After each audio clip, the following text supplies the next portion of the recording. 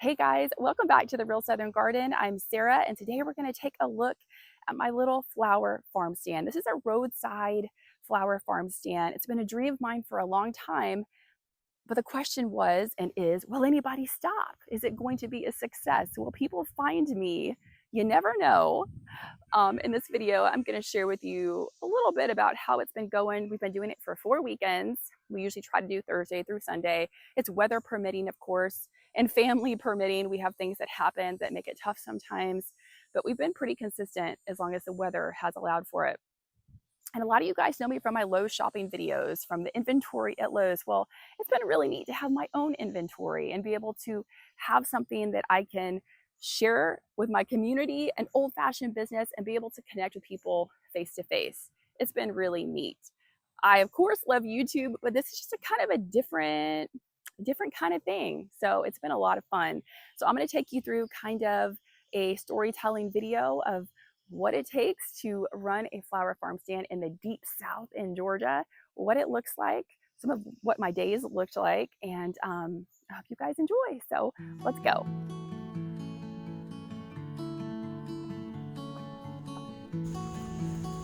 Sweet summer, there is nothing like it, but yes, it is most definitely hot down here in Georgia. So the first thing I've got to do every morning is cut the flowers that I'm going to put on the stand, and also make sure that they have had enough rainfall or water. Now up here on this hill, I don't have irrigation. I do have a hose. It's like a fire hose practically. And I do know, of course, that overhead watering is not ideal for zinnias, and boy, is it not. But right now, that is all I have. And it's done pretty well. I've done this for 3 years, but eventually I will have a different type of irrigation up here. There's my littlest checking out the flowers. She is quite the fan, let me tell you.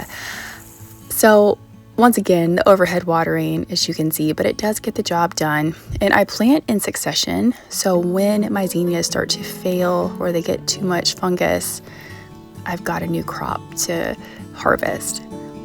And of course, you guys probably already know that you have to wiggle the stem, make sure they're ready to cut. And that's what I'm doing right here. My little girl likes to try too.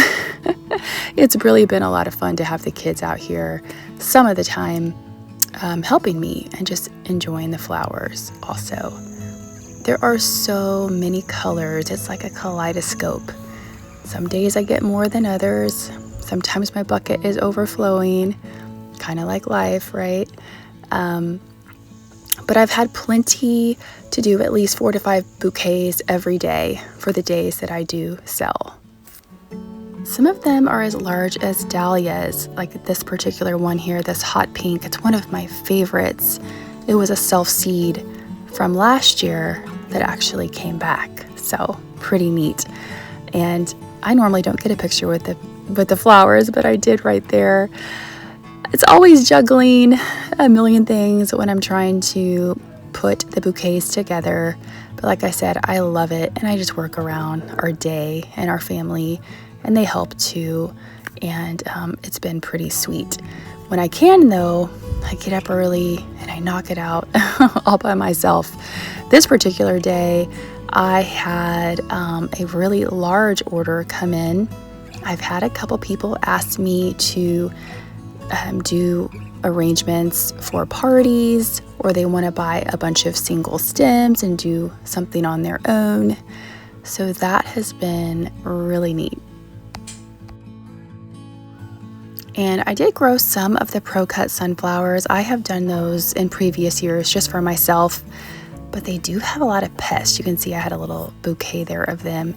Lots of things try to attack them, but you just got to plant more, basically, if you're doing it organic the way that I am. And as you can see, our kitchen has kind of turned into like a florist studio, but it works. There's another day here. You can see my hair is literally how it is when I first wake up in the morning. And I got up really early and filled a really large order for someone who wanted some bulk stems. I think there were 60 in the order when I got done with them. And I still went ahead and just gave them jars to transport them with, and also I purchased these little boxes, these little black boxes that the jar fits in so they're car safe for travel. And obviously it costs more money, but I just think it's worth it. So we're gonna push our flower cart out. We do this every single time. This is a pretty cool cart. I did get it on Amazon, believe it or not. I'll link it in the description if you're interested in something like this.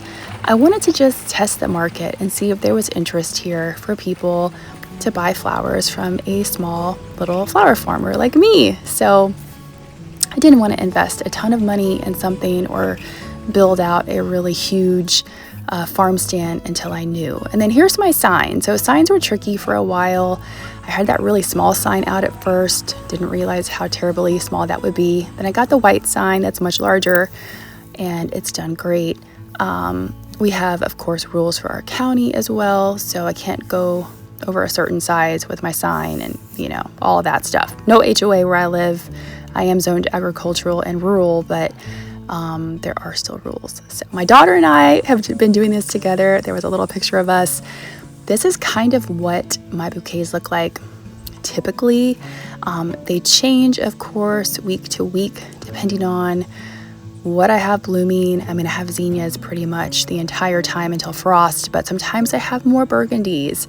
Sometimes I add roses in. I'm able to do that, or hydrangeas. I'm going to show you some of the fillers here in a second that I use that are growing on my property, and they're filler that a lot of people just don't think of. So I'm going to share that with you in a second. Or maybe if you just want to create your own bouquets, you know, this is a great idea for filler. This particular day that I made these, I sold out. It was the first time I sold out, and I was so happy. We had cucumbers for a while out on the stand. We have eggs all the time. This particular day I had some roses and some zinnias and some bouquets. I had some cosmos out for a while and mixed in with the bouquets. I still have plenty of cosmos, but as the temperatures rise, I have to be careful what I put on the stand because they just don't hold up in the heat. I also check the flowers continually throughout the day if they're out. I make sure the water stays cool. Sometimes I will drop some ice cubes in there to make sure that it stays at the right temperature. Obviously, if it gets too hot, your flowers aren't going to do very well. So over here, I want to show you this little patch here. I forget the name of this particular weed. It's a weed or a plant, but it just grows wild, and I forget the name of it. But I use this a lot in my bouquets, and for years, we would just mow this whole area down. Well, turns out it has a purpose. And then I have wild yarrow over here. I have patches of it everywhere. I used to just mow all of that down, weed whack it. I use it now in my bouquets, and it does a fabulous job of keeping them looking fresh and adding something extra. And then my favorite thing is the Nandina. Nandina makes a fantastic floral filler. I used to chop all of these Nandina back here that come up. They were from the previous owner. They just self-seed, they go crazy. I would cut them down every single year in lieu of digging them up. Well, this year I didn't. And I didn't even plan on using them, but they have been my #1 filler for my vases, and they do a fantastic job. It's amazing. They don't wilt, they're great. Then back here, I have brand new roses for cutting, planted. Some new varieties I will share with you guys in another video. And I also use this variegated ivy. Boy, does it hold up forever in a vase as well. So I guess all of this is just to say, you never know where something might come in handy, you know, if you just let things sometimes be, and that's what I did. This was a particular bouquet I did with a lot of, like 3 different roses in it, and I was pretty proud of that one. And then I just have some different ones I'm going to show you guys. Lots of oranges, lots of purples. I have sometimes added, oh gosh, what is it? Some mint in there, some basil in some of them.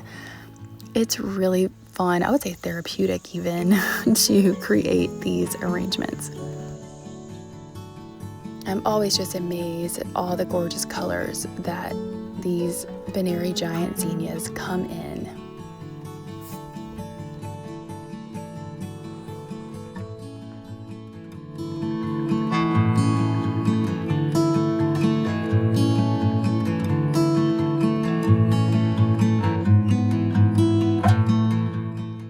And here you can see this is the Pro Cut White Light and then the Pro Cut regular orange side by side. And then some more zinnia colors. I just love them. If zinnias had scent, they would be the perfect flower, like I always say. My roses do, of course, so when you blend those together in a bouquet, it's magic.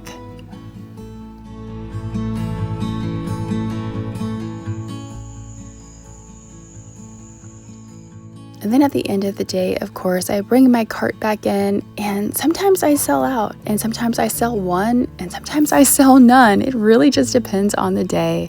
But I think as time goes on and I have more and more repeat customers, which I've already had quite a few, I think it will be more consistent. But we are having a ball, and thank you guys so much for watching and just seeing a little glimpse of one of our new summertime things that we have been doing. I'll see you back here next time in the next video right here at the Real Southern Garden. Bye guys.